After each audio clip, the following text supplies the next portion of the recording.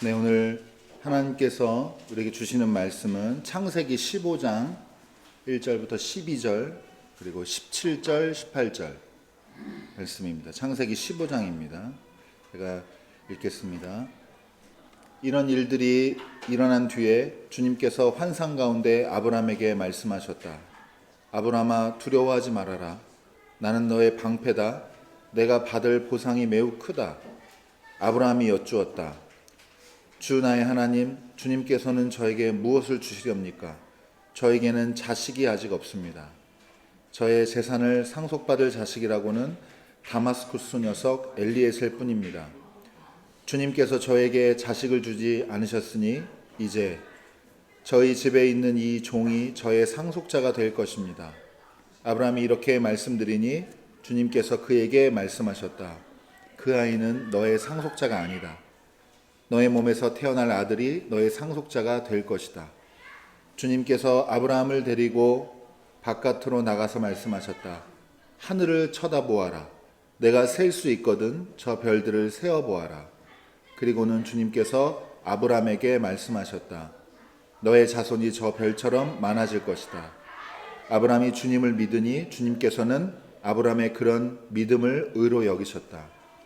하나님이 아브라함에게 말씀하셨다. 나는 주다. 너에게 이 땅을 주어서 너의 소유가 되게 하려고 너를 바빌로니아의 우르에서 이끌어내었다.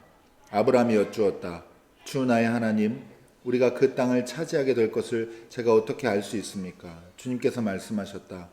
나에게 3년 된 암송아지 한 마리와 3년 된 암염소 한 마리와 3년 된 수량 한 마리와 산비둘기 한 마리와 집비둘기 한 마리씩을 가지고 오너라. 아브라함이 이 모든 희생제물을 주님께 가지고 가서 몸통 가운데를 쪼개어 서로 마주보게 차려놓았다. 그러나 비둘기는 반으로 쪼개지 않았다. 솔개들이 희생제물의 위에 내려왔으나 아브라함이 쫓아버렸다. 해가 질 무렵에 아브라함이 깊이 잠든 가운데 깊은 어둠과 공포가 그를 짓눌렀다. 해가 지고 어둠이 짙게 깔리니 연기나는 화덕과 타오르는 횃불이 갑자기 나타나서 쪼개놓은 희생제물 사이로 지나갔다. 바로 그날 주님께서 아브라함과 언약을 세우시고 말씀하셨다. 내가 이 땅을 이집트 강에서 큰 강 유프라테스에 이르기까지를 너의 자손에게 준다. 이는 하나님의 말씀입니다. 하나님 감사합니다. 우리 함께 인사하고 말씀의 은혜 나누겠습니다. 우리에게는 은혜가 있습니다. 인사하겠습니다.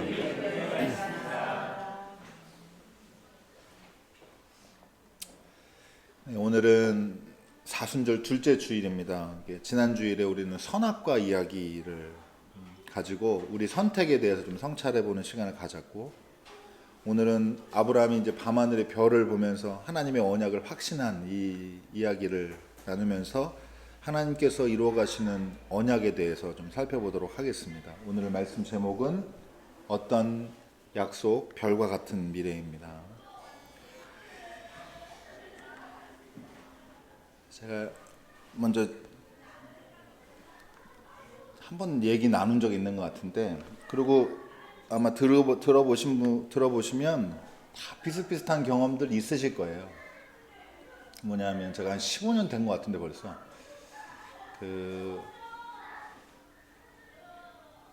결혼하고 얼마 안 됐을 것 같은데, 어쨌든 여러 가지로 아무튼 어려웠어요. 여러 가지 어렵고, 창신동 집에 살 때인데 교단에서 하는 수련회를 제가 담당했는데, 청년들 수련회 담당했는데 말아먹고 그다음에 제가 가끔 농담 반 진담 반 말씀드리죠. 제가 고등부 할 때는 총동원줄 날 새 친구 전도잔치 하는 날 한 명도 안 온 적이 있어요. 그래서 그때 제가 그 교육부 담당하는 목사님이 저를 진지하게 불러가지고, 적게 오는 건 이건 가능성이 있다. 근데 한 명도 안 오는 건 이거 힘든 거거든요. 여러분, 빵점 맞는 건 더 힘든 겁니다. 빵점 맞는 거. 12점 이런 건 쉬워도 빵점은 힘든 건데, 한 명도 안 오고 수련회도 좀 뜻대로 안 되고, 그때 너무 어리기도 하고, 제가 또 이렇게 개인적으로는 무슨 추진력이 강하고 이런 스타일은 또 아니고, 그래서 여러 가지 이제 그런데 어려움을 겪으면서 그게 좀 쌓이면서 굉장히 좀 낙담이 될 때가 있었어요. 그래가지고 저희 집에 와보신 분들은 아시죠? 그 창신동 그 집에 문 열고 바깥 현관문 열고 들어가면 계단이 몇 개 있어요. 그 계단이 그냥 뭐 활용하기 어려운 공간이고, 근데 거기 그냥 집에 못 들어가고 거기 앉아가지고 이제 감성에 젖어가지고 나 실패자야 막 이러고 있었는데 제가 그게 정확히는 지금 이제 기억이 안 나는데 집에 난이 있었는데, 아니야, 집에 또 화분이 있었는데요. 화분을 계속 얘가 싹을 못 틔워서 밖에 그냥 겨울에 그냥 내다 놓은 거예요. 그리고 이제 하도 오랫동안 생명이 없어서 생장이 없으니까 이제 죽었구나 해서 이제 바깥에 화분에 그냥 덩그러니 그냥 그 막대기 같은 거 꼽혀 있듯이 그렇게 있는데, 그날 제가 그렇게 낙담이 돼가지고 그걸 쭉 쳐다봤는데 거기에 여러분 그 봄에 나는 아주 연두색 이파리 있죠? 그 새싹이 하나 딱 돋아난 거예요. 제가 근데 그걸 보는데 깊은 감동과 위로를 받았습니다. 그러니까 이게 여러분 요거 잘 이해하셔야 되는데, 하나님이 우리를 아신다 그럴 때 우리의 아픈 거는 모르고 우리가 잘 될 걸 약속 주고 막 파이팅을 불어넣는다. 이래도 위로가 안 돼요. 반대로 하나님이 우리랑 같이 아파하시고 고통스러운데 우리의 다음 미래에 대한 확신을 주지 못하신다. 그러면 이제 그냥 같이 고통받는 거예요. 근데 여러분 이 두 가지 같이 동시에 복잡한 심경으로 찾아오는 이런 순간들이 삶에서 있고, 저는 이때 굉장히 위로를 많이 받았고, 제가 나중에도 비슷한 경험할 때마다 자꾸 이때 이 원 경험이 돼가지고 이걸 떠올리면서 그래 끝나지 않았다. 그리고 뭐 미래가 있다기보다 과거를 다 아는 사람이 말해주는 위로, 격려, 그런 느낌을 많이 받거든요. 제가 오늘 이 말씀 왜 드리냐 그러면, 오늘 아브라함이 밤하늘의 별을 보면서 하나님의 약속을 확신한 게 바로 이런 비슷한 유사한 경험이라고 생각하시면 이해하기가 어렵지 않으실 겁니다. 여러분 창세기 이제 12장 1절부터 2절에 보면 아브라함이 75세에 처음으로 하나님의 부르심을 받거든요. 너는 내가 살고 있는 땅과 내가 난 곳과 너희 아버지의 집을 떠나서 내가 보여주는 땅으로 가거라. 내가 너로 큰 민족이 되게 하고 너에게 복을 주어서 내가 크게 이름을 떨치게 하겠다. 너는 복의 근원이 될 것이다. 이 약속 듣고 진짜 고향 친척 아비집을 떠났습니다.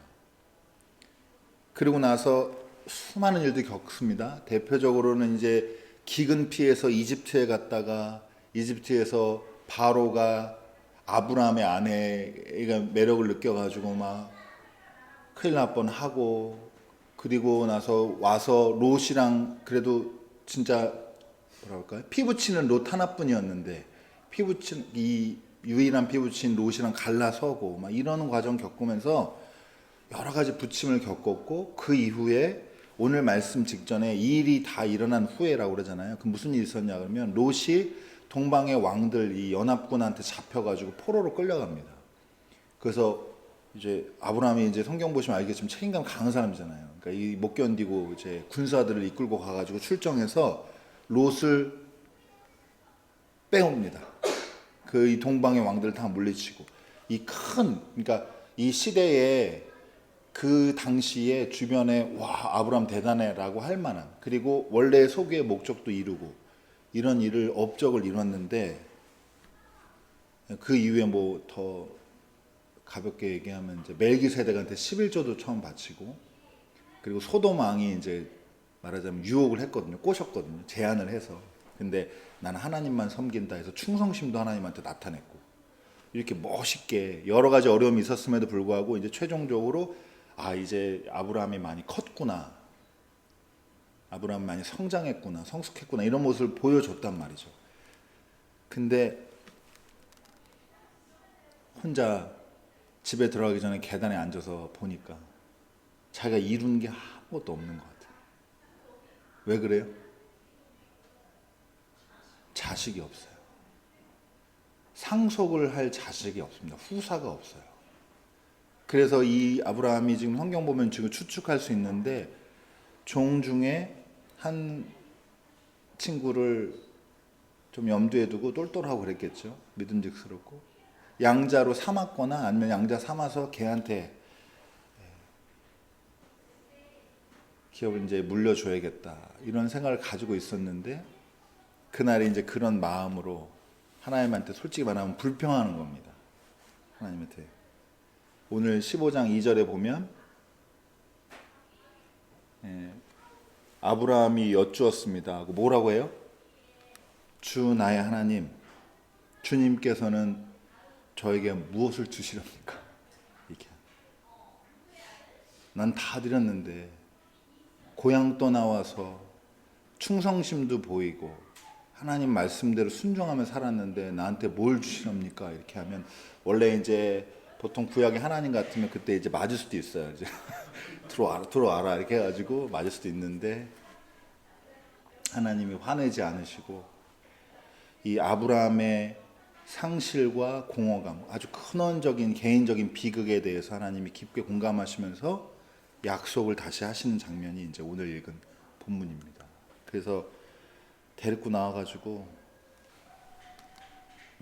말씀하시고 데리고 나와서 밤하늘 보여주면서 약속을 확정하셨는데 4절에 보면 그 종 너가 마음속에 둔 그 아이는 너의 상속자가 아니다. 너의 몸에서 태어날 아들이 너의 상속자가 될 것이다. 이렇게 말씀하시고 그리고 데리고 나가서 뭐라 그래요? 우리 이건 제가 좋아하는 구절이기도 한데 우리 5절까지 말씀 한번 읽어볼까요? 자, 읽겠습니다. 시작. 하늘을 쳐다보아라. 내가 셀 수 있거든 저 별들을 세어보아라. 그리고는 주님께서 아브라함에게 말씀하셨다. 너의 자손이 저 별처럼 많아질 것이다. 이렇게 얘기를 하십니다. 자기 내면의 불안과 개인적으로 근원적인 삶의 자기 개인적인 비극 여기에 매몰되어 있고 함몰되어 있는 이 아브라함을 눈을 들어서 하늘을 보게 하십니다. 인간의 유한함이 아니라 하나님의 능력을 보게 하셔서 하나님의 이 무수한 밤하늘의 무수한 별을 통해서 하나님의 약속이 유효하다는 것을 아직도 여전하다는 것을 아브라함을 통해서 이제 확정을 하시게 되는 겁니다. 여러분 그럼 반대로 오늘은 생각해 보면 돼요. 하나님 입장에서는 하나님이 아브라함에게 하신 약속을 확정하는 순간이고 아브라함 입장에서는 어떨까 이 장면이 아브라함 편에서는 제가 그래서 오늘 모두의 그 잎사귀 얘기를 한 거예요. 전쟁 치르고 난 다음에 얼마나 몸과 마음이 지쳤겠어요. 롯은 조카는 구해냈지만 그러고 나서 가만히 집안 들여다보니까 바쁘게 움직이는데 전쟁 끝나고 다들 좋아하는데 자식이 없네. 그러니까 쓸쓸하게 나는 뭐 한 건가 이렇게 하고 있는데 그러고 나서 이제 밤에 잠도 안 오고 현대적으로 생각해 보세요. 잠도 안 오고 그래서 밖에 나가가지고 하늘을 쭉 봤는데 별이 너무 많은 거예요. 별이 너무 많은 거예요. 여러분 근데 저희 아이들이 참 이게 안타까운데 저도 그렇지만 저희 부모님 세대보다 훨씬 적게 봤겠지만 별을 2000년 전에 3000년 전에는 이게 얼마나 별이 많았겠어요. 진짜 숫자 많을 때 백사장 모래처럼 많다라고 안 하잖아요. 천문학적인 숫자라고 하잖아요. 여러분 그러니까 이게 엄청난 수의 별을 쏟아질 것 같은 정말 어떨 때 저도 군대에서 한번 경험이 있는데 밤하늘보다 별이 더 많은 느낌이에요. 하얀색이 더 많은 산속에서 보면 근데 그런 별을 보면서 이게 하나님이 나의 미래에 주는 확신이 여전히 살아있구나라고 하는 거를 이 밤하늘 별을 통해서 아브라함이 이제 경험을 한 겁니다. 제가 두 가지로 말씀드린 거예요. 하나님 편에서 해석하면 하나님의 확정, 약속의 확정이지만 아브라함의 경험을 차원에서 보면은 아브라함이 그 인간적인 공허함과 쓸쓸함을 딛고 하나님의 약속을 밤하늘의 별을 통해서 확신하게 된, 다시 믿게 되는 이런 장면을 우리가 이제 보게 된 거 같이 읽은 겁니다. 여러분 그리고 이거를 아브라함이 믿었다라고 합니다. 그리고 하나님은 이걸 뭘로 여겨요? 의로 여겼습니다. 여러분 그래서 아브라함은 이제 바울도 로마서 4장 3절 같은데 얘기하지만 아브라함은 조건 없는 믿음의 원형이자 모범이에요. 그리스도인들에게. 우리의 믿음의 조상이잖아요. 의는 원래 구원의 조건이 아닙니다. 의로우면 구원받고 이런 게 아니에요. 그렇지만 하나님 앞에서 인간의 마땅한 태도고 유일한 게 올바른 태도인데, 하나님의 약속을 확고하게 신뢰하는 이 믿음을 하나님이 말씀에 대한 올바른 응답으로 보고 이걸 유일하게 이제 좀 예외적으로 이걸 의롭게 여기신 거예요. 이게 제가 왜 예외적이라는 말을 쓰냐 하면, 여러분 원래 이스라엘 사람들은 의롭다 하면 어떻게 의로워져요? 율법을 완수해야 됩니다. 율법을 잘 지키고 하나, 그래서 혹시 모를 죄라도 지으면 그걸 다 피값으로 씻어내고 제물을 드려서 이렇게 제사를 드려야 의롭게 되는 건데, 지금 아브라함 어떻게 돼요? 그냥 믿음으로 되는 겁니다. 예외적인 경우예요, 구약 성경에서. 그렇지만 여러분 이 믿음만으로 하나님이 충분하다 생각하셨습니다. 네가 뭘 안 해도, 당장 뭘 하는 게 아니어도, 네가 그 근원적인 인간적인 비극의 자리에서 하늘을 올려다보고 내 약속을 확신하는 순간에 그때 내가 의롭다, 올바르다, 지금 그 태도가 좋다라고 하나님이 충분하다고 말씀하신 것입니다. 여러분 그 다음에 이제 오늘은 짧게 넘어가겠지만 언약 확인식이 있습니다. 여러 동물들을 구별을 해가지고 선별을 해서 가운데를 딱 쪼개고 마주보게 쫙 해서 길을 냈어요. 그리고 나서 나중에 이제 하나님께서, 이게 하나님의 임재를 나타내는 건데요, 연기 나는 화덕과 타오르는 횃불의 형태로 거길 지나가십니다. 여기 출애굽기 보시면 아시겠지만 연기 불은 하나님의 임재를 상징합니다. 여러분 하나님이 이 길을 지나가셨다는 것은 이걸 확실히 지키겠다는 의지를 표명하셨다라고 보시면 돼요. 여러분 고대 사회에서 이 짐승을 쪼개가지고 하는 이 언약식이 어떤 의미가 있었냐라고 하면은, 이렇게 내가 약속을 하는 사람인데 나 약속 안 지키잖아, 이 동물처럼 되겠다라는 각오예요. 내가 쪼개지겠다라고 하는 겁니다.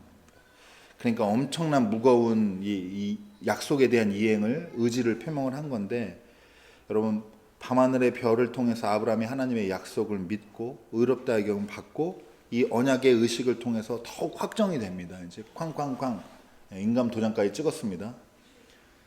그렇다면 이제 우리가 마지막으로 살펴볼 게, 제가 설교 준비하면서 이제 마지막 고민했던 건데, 이게 왜 사순절 본문일까예요. 제가 정한 게 아니거든요. 제가 늘 말씀드리지만 저는 교회력에 나와 있는 대로 설교 본문 선택하는데, 이 본문이 왜 사순절 본문으로 들어가 있지? 이게 고민을 했고, 그리고 이게 오늘 복음서 본문은 예수님께, 그러니까 누가복음 13장이거든요. 제가 그냥 읽어드릴게요. 바로 그때 몇몇 바리새파 사람들이 다가와서 예수께 말하였다. 여기에서 떠나가십시오. 헤로드 왕이 당신을 죽이고자 합니다.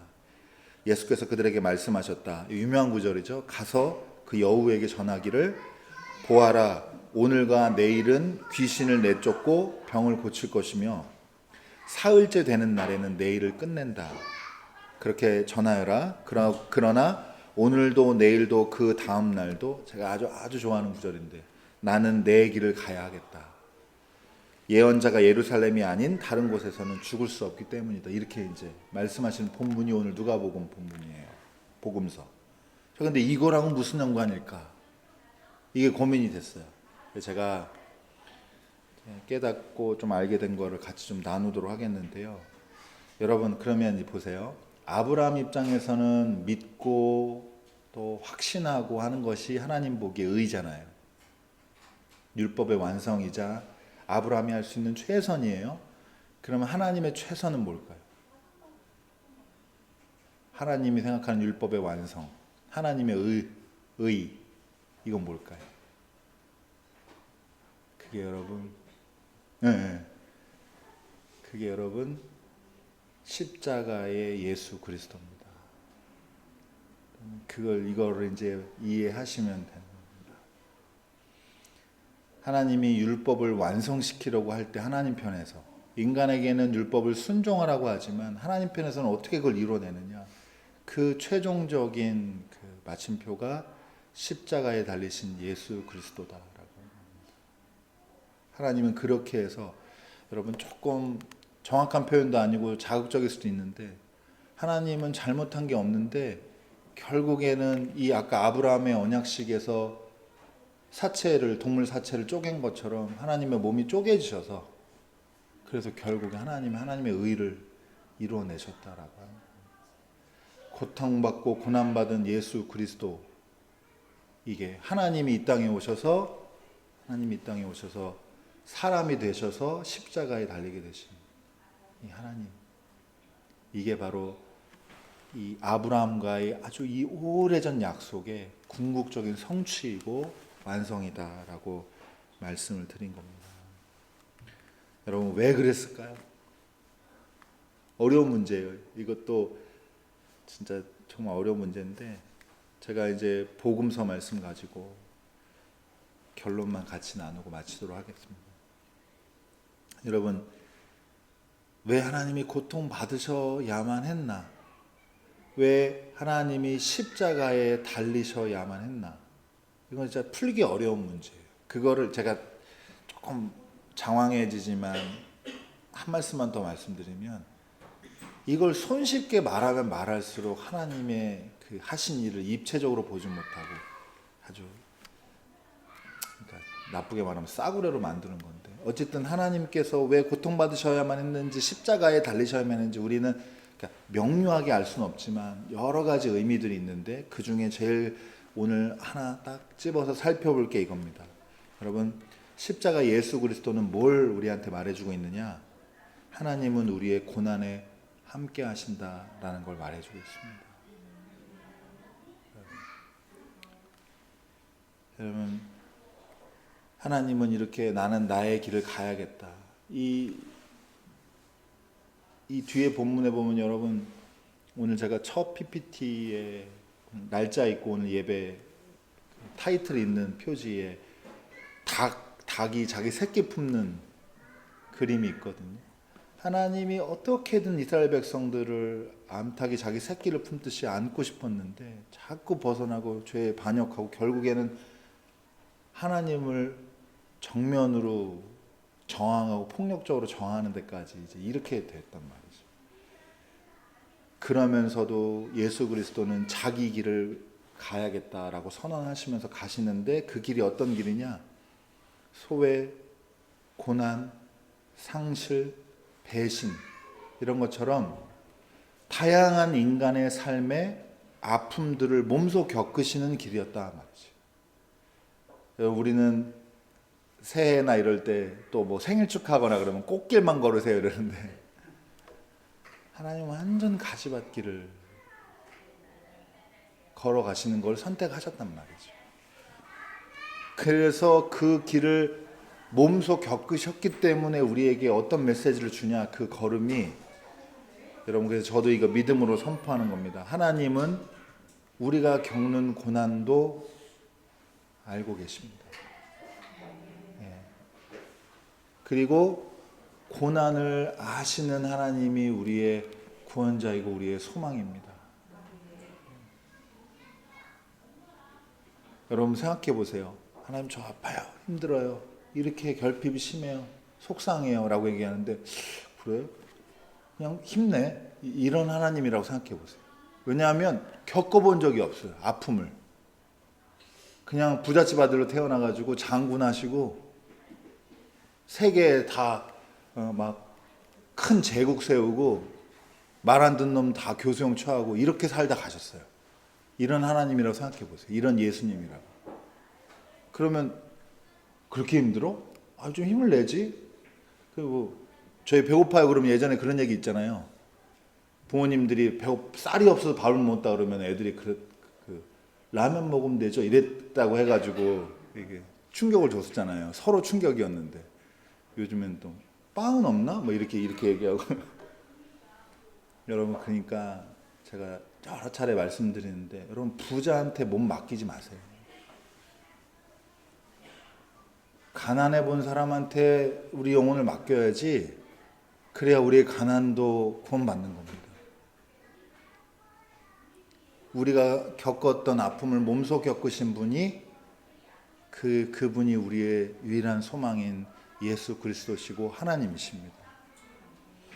여러분 고난 중에 눈을 들어서 하늘 한번 보십시오. 자기 삶에 갇히지 마시고 하늘 보시고 그게 뭐가 됐든지 오늘 예로 들면 밤하늘의 별이 됐든지 제가 본 것처럼 다 죽은 나무에 식물에 새싹 올라오는 건지 뭐든지 좋으니 여러분 삶의 소망을 확신할 우리 미래를 낙관할 수 있는 고통 중에 피어난 어떤 생명의 씨앗들을 여러분 꼭 눈에 불을 밝히고 그걸 찾으시기 바랍니다. 그래서 그걸 만나시고 거기서 소망을 시작하시는 여러분들 되기를 축원합니다. 저와 여러분이 이번 사순절에 하나님의 의 십자가의 예수 그리스도를 통해 위로받으시고 별과 같이 빛나는 미래를 보게 되기를 주님의 이름으로 축원합니다. 기도하겠습니다.